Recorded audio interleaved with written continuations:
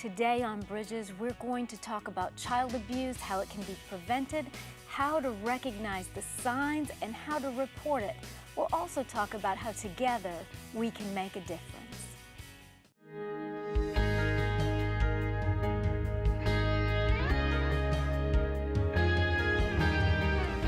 Welcome to Bridges. I'm Monica Schmelter. I'm so glad that you could join us today. We're going to talk about a challenging subject, a subject that causes so much harm to so many people, and that's child abuse. So if you have young children in the room, you might want to, get them involved in an activity or DVR this for later.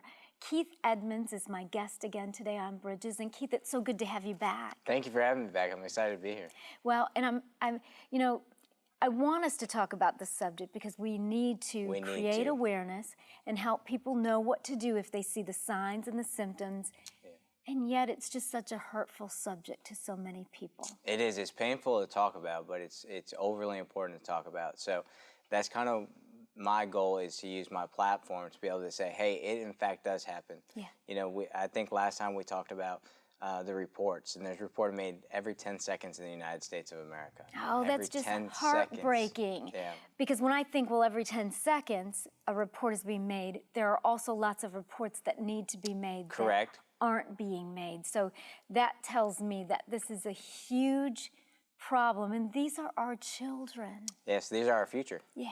And unfortunately, it happens, and I wish I had a magic wand. I wish that I could just make an end to it. Mm-hmm. But unfortunately, I can't. But what I can do is I can use my voice and my experience to try to bring some awareness towards, a hidden epidemic that's changing the future.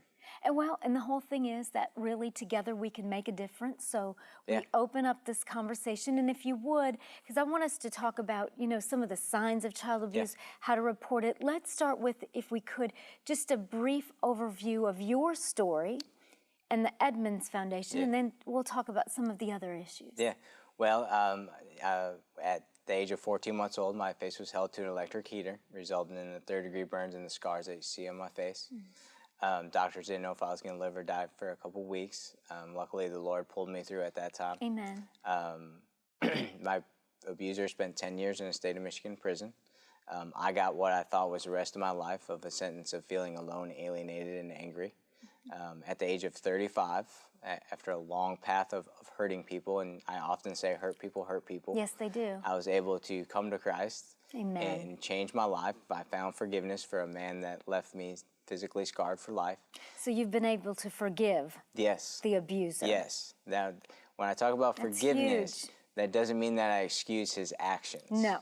Right? There's no excuse for those actions. It's a me thing. The forgiveness is a me thing. It's about me. It's not about him. Yeah. But finding that forgiveness had truly set me free, and that sentence that I thought I had of being alone, alienated, and angry was gone. And then it became heavy on my heart to start sharing my story and getting involved. And then we created the Keith Edmonds Foundation in 2016, which is set to empower and assist victims of child abuse. Yeah. So the very thing that harmed you is now used for good.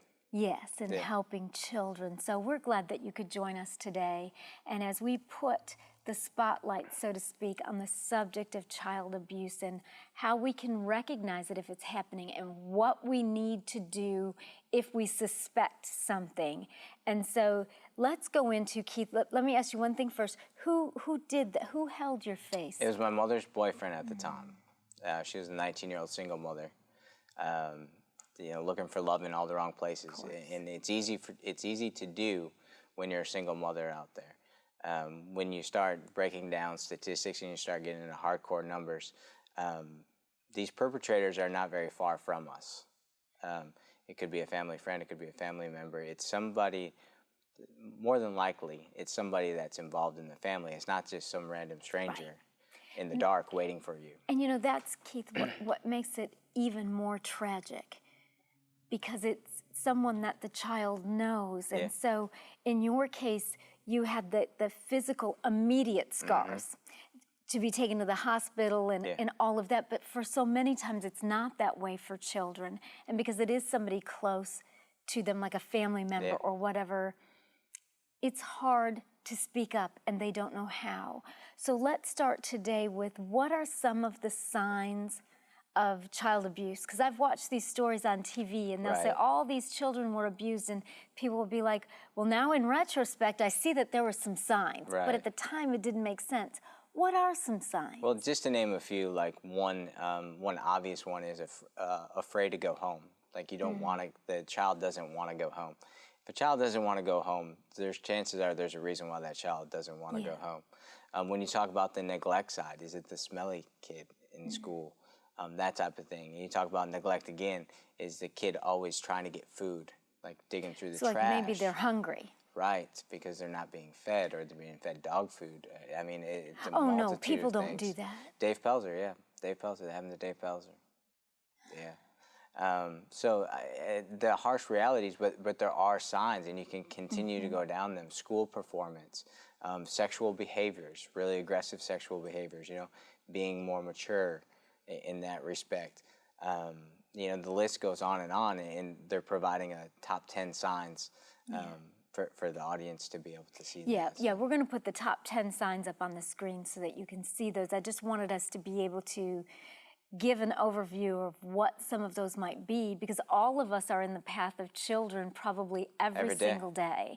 And so what you're saying, Keith, is like if I was around a child that maybe had body odor or Noticeable, right? Yeah, I mean, yeah, like not right after track Right, practice, yeah, but yeah. noticeable, Right.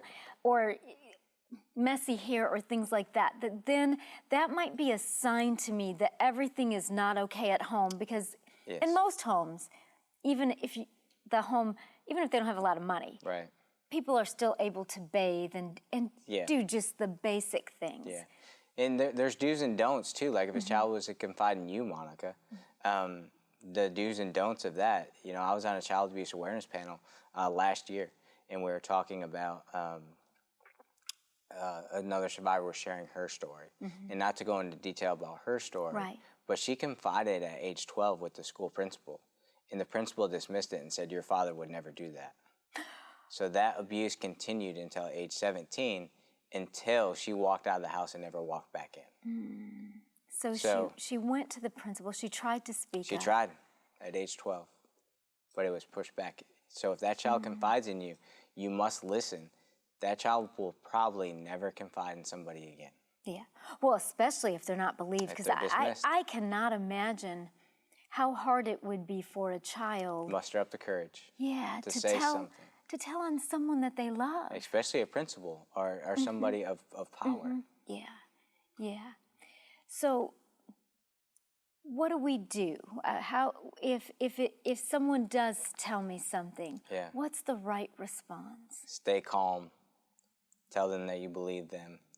Don't try to fix it yourself. Don't go find the abuser. Don't get involved. That's one of the things that I was Right, wondering. I yeah. mean, like if it's a parent, so Yeah. you're saying it wouldn't be a good That's not idea for you me to go to the conversation. parent Yeah, and that, say, that no, Okay. that's not you conversation. Okay. That's a conversation that you would have with DCS or CPS, the Child Protective Services, Department of Children's Services, that type of thing. what if, Keith, someone says, well, if I go and if I report this, Yep. I could be, for example, ruining this parent or step-parent or boyfriend or Sure. whatever, their reputation, maybe loss of employment, and it's not true. Okay, but which would you rather err on? 4 to 7 children die a day from child abuse. So 4 to 7 children die a day In the from United child States. abuse. In the United States. Oh, you all, we have to speak up. We have to do something. These are our children. So it's really the question of what are you worried about, the reputation, or are you worried about the child? Right? And that's what it boils down to is, in the state of Tennessee, you're mandated to report child abuse, even if you suspect it. And you get to remain anonymous. So you don't have to say, hey, this is Monica and I'm calling on my neighbor. Okay. The only thing you have to say is, hey, I've noticed this. And you just make that report. And in the state of Tennessee, again, you're mandated. So even just as just being a regular citizen, resident. If you have a state of Tennessee identification card, you're a mandated reporter. Okay. And that telephone number that you would report to is 877-237-0004. And that would allow you to express your concern of what's happening.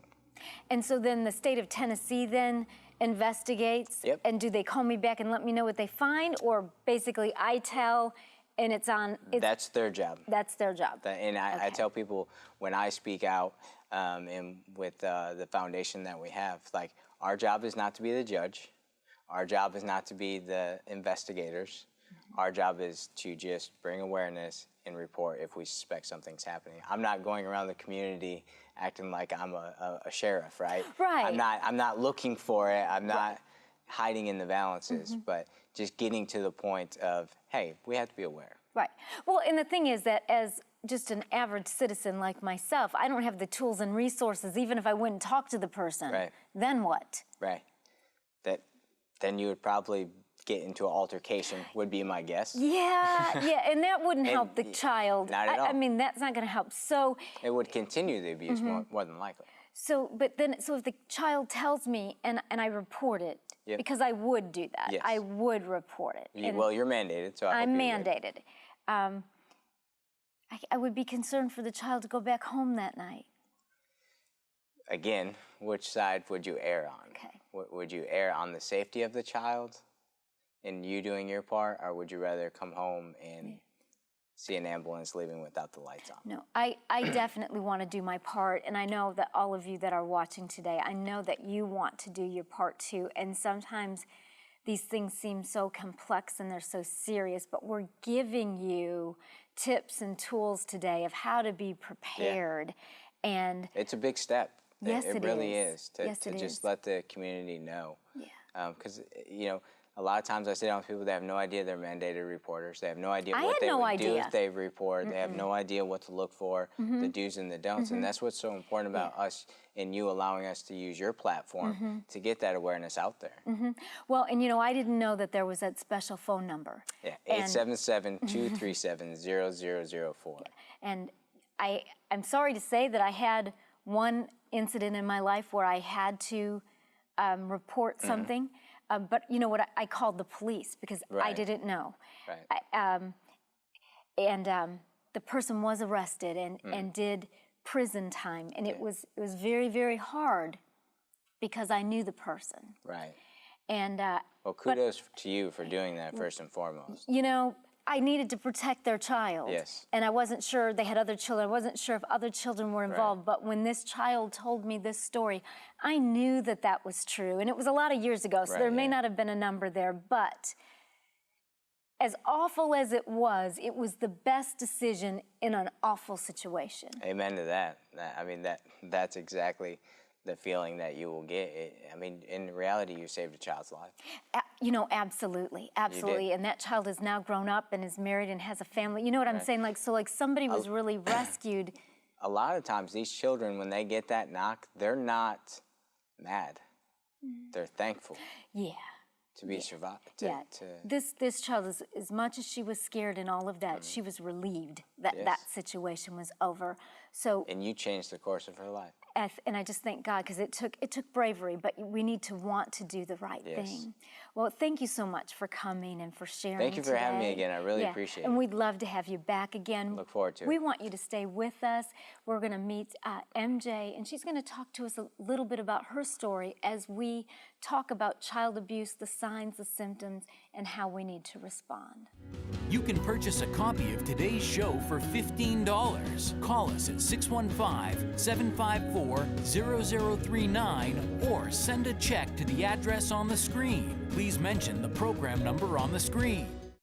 The blood of Christ is the only cure. It gets down to the root of every single thing that ails us. There's not an addiction, there's not a generational curse, there's not any root of sin, there's nothing that the blood of Jesus cannot cleanse. Visit monicaschmelter.com to schedule Monica to speak at your event.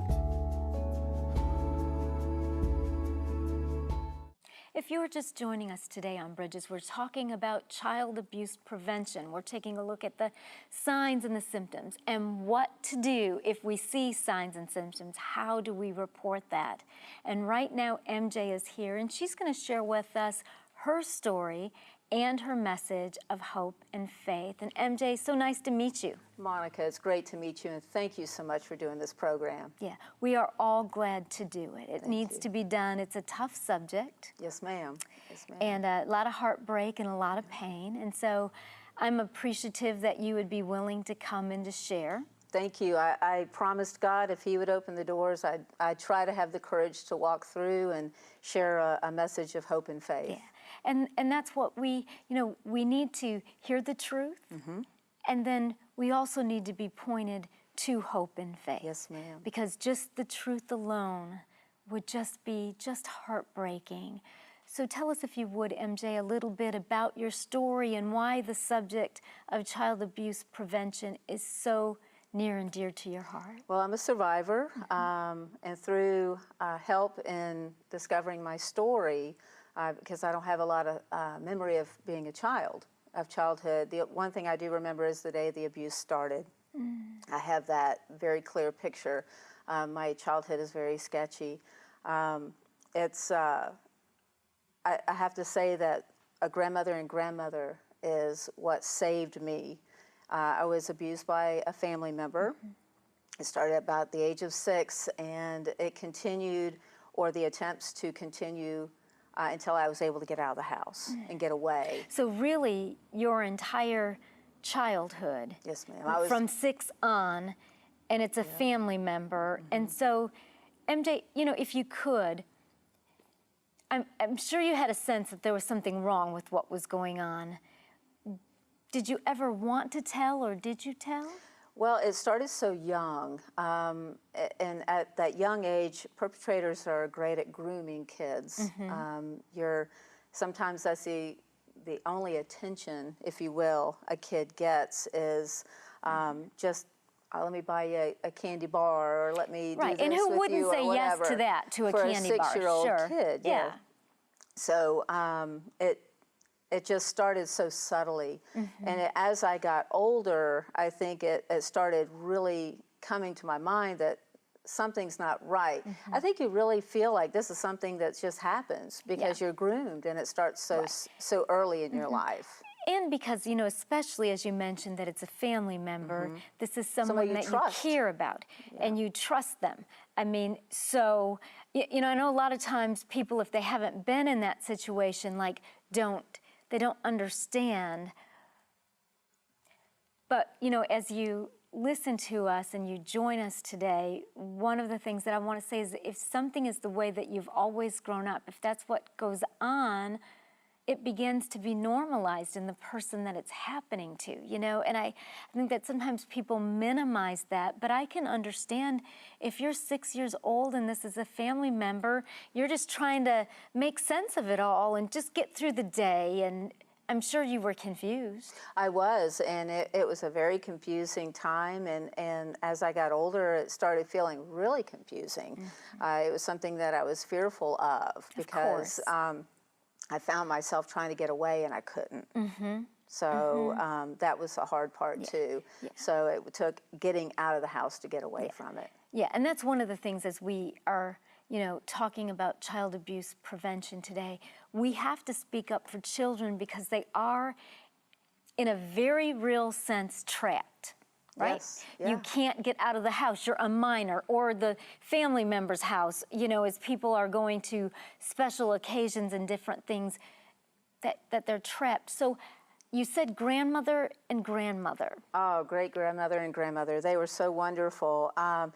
My grandmother always took a real interest in me, and she was the one, as a little kid, I remember would drive across town. I'm from Florida, and would drive across town and come pick me up and take me to confirmation class. It was very important for her to take me to church and for me to have a relationship with God. And I grew up in the church and have a real love, and it was that hope and that faith is why I survived. As a little kid, I remember before I'd go to bed just dreaming God would take me in my sleep. I wanted to die. I didn't want to be in that situation anymore. And I remember going from that prayer to, God, save me, help me to use this through something bad, something good will happen. And it was that strength and that faith and that hope is why I survived.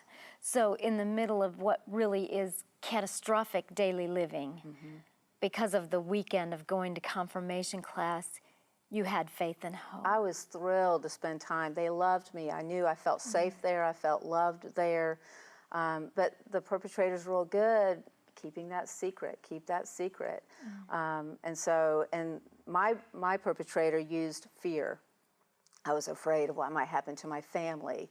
I was afraid. I had, my parents were alcoholics, and so there was abuse and neglect there, and anger issues. So I was afraid my family would be torn apart. I would be in trouble. I would be hurt, you know, that, oh, I told a story, or I wouldn't be believed, or whatever. So I kept that secret. And those weekends at my grandparents' house saved me. Yes.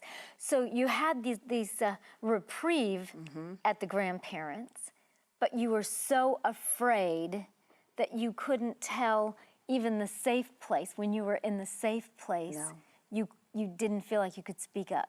It wasn't until I was 18 years old and I told a high school friend what was going on. Very first time I ever told anybody. And his family was fabulous. They were able to get me a Christian counselor. They believed me. You know, that's the big thing. They believed me and heard me. And it's so important. Those are two things. You need to be believed and heard. And they helped me find help, somebody to talk to. And it started my journey of healing and hope. And it helped me in recovery as well. Yeah. My goodness, I'm just so glad that you were able to develop that high school friendship and be able to say, you know, this is what's going on, and they got you help. It made a difference. And it's an ongoing. I mean, I think abuse, you're a survivor, but you still have those memories, and you still have that hurt. I don't have anything to do with my abuser at all. Actually, moving to Tennessee has been very, very healing. Yes. I've got great friends here, and just surrounded by a wonderful community. Yeah, and I just don't think it would be safe or healthy, my opinion, for a person to have a relationship with their abuser. You know, even after coming to Christ and forgiving them, I just don't see how really any good could come from that. You know, perhaps some people do it, but I don't know. So I want to say this, that, you know, if you're watching today, and if you are the one that's being abused and someone has frightened you into not telling, find somebody that's really safe to tell and speak up about that. There are people that love you. There are people that care for you and that want you to be protected.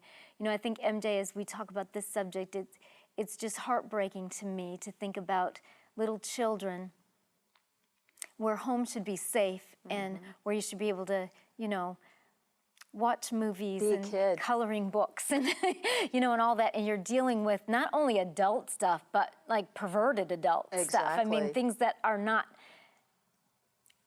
they're just not natural. Should we watch Barney and be outside skipping around? Yes, and maybe play fun. checkers, Monopoly, something like that. Yeah. So if what would you say as someone who has been through this to someone who maybe looks at a child and thinks, gosh, that might be happening? What do you say to that? I, too, have been in that situation where I've noticed, being a survivor myself, you notice survivors are kind of drawn to each other. You recognize the signs. I've had people, since telling my story, come up to me and share their stories with me for the very first time, which is such, you know, an honor that they trust me and come to me. But please tell. Yeah. That's the thing. Tell. You're rescuing and saving that child. If you're an adult, you've never told your story, please tell somebody. It's very healing. The secret is what hurts. Yeah, you know, I think about even when you say how you got all the way to age 18. Yeah, yes. You carried that weight, that secret, all of that. And I would have to think that you had some guilt and shame, even though none of it was about you. No, I mean, you do carry that. You do carry guilt and shame, because perpetrators are wonderful about putting it on you, putting everything on you, and it's very selfish what they do. But yeah, like I said, the counseling, the growth, and it comes in different, you know, areas. I mean, I'll have bad days and good days, but my good days outweigh the bad. Yeah. And it's through the faith and hope. Yeah. Well, in faith and hope, even when I hear you say that, I just think it's so important for people to know, and to know that even if you've struggled and that's been inflicted in your life, that people are not stuck there. Right. That you've really made this journey, that you've had Christian counselors that have helped you. And I know that there's not one process that works the same way for everybody, but what were some of the elements of healing, MJ, in your life? Well, it's just making sure to make healthy choices, have good people around you. I am blessed with some of the most wonderful people in my immediate circle, people that care for me and love me and lift me up. Church, the positive messages are so important. So easily I could have taken the wrong path, so easy. But the good Lord, I always said, He's just always watched out for me and always protected me, and I've always felt, I knew one day that I would come to this point to share this story, and I want to thank you for being able to share this story today. Absolutely. Well, and that you had grandmother and great-grandmother. Oh, they were fabulous, Nana and Popo. So. Nana and Popo. Yes, well, we thank God for heroes. Nana and Popo. Absolutely heroes. Yes. And I think that if we would look at ourselves, that if we see somebody and we think, that's it, we are heroes if we report it. You've got to do that. You've got to save that kid.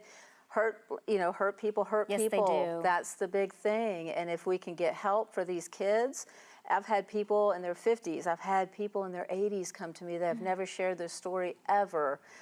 Just telling somebody, sharing that, getting that burden off of you is a path to healing. It starts that healing. Well, and I think it's not just the venting, it's being able to share and having somebody receive you and receive what was said and love you. That's healing right there. There may still be a process and a journey to go through, but just to be understood. Be believed. Yes. And understood and heard. Those are huge things for people, because you keep that secret.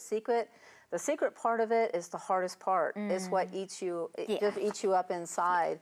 If you can share your story and have somebody, even another survivor, just to hear somebody say, me too, it makes a world of difference. Absolutely, absolutely. And we want people to have that. I want to thank you. Thank you, Monica. MJ, for coming and for sharing your story. And we're so glad that all of you could join us for Bridges today. And we just encourage you, if you see the signs and symptoms we've talked about, report it. We're mandated reporters, so we've got to go, but we say goodbye and God bless you. For more information on a guest, visit our website, ctntv.org.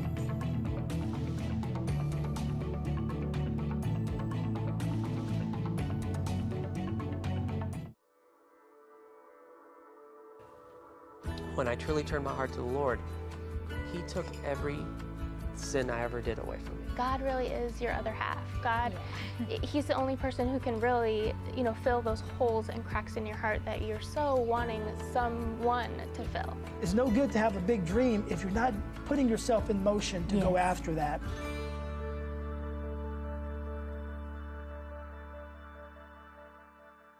Prayer changes things.